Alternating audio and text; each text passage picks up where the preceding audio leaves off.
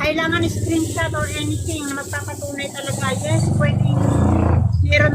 Yes, totoo yung sinasabi mo na nakikipag-chat siya. Pero kailangan mo ng screenshot or anything na patunay. Kasi i-DSWD ka eh. Sana na-screenshot Ang tanong ko lang, ang tanong kasi nag-usap kami kahapon ng Malinawon. Sabi niya, sabi ko nakikita na kita, nagka-video call ka sa ibang lahi eh. Yes.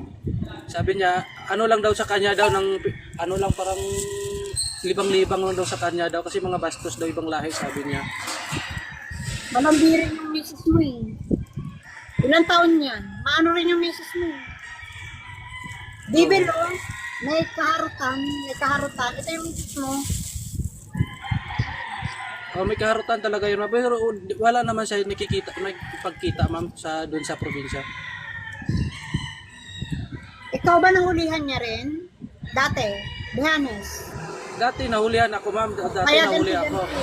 Kaya ganti-ganti. So,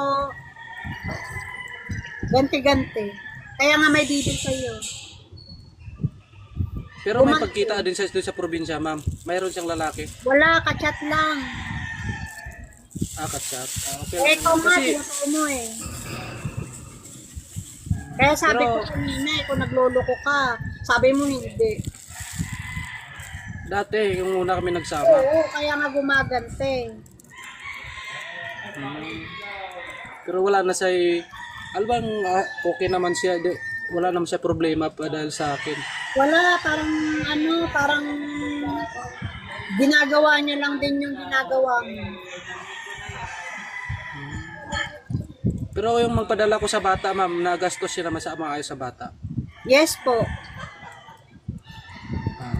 Yes. Pero kung mag-uusap kami sa personal ma'am, okay naman. Oh, pero wag mo na siyang lulukuhin.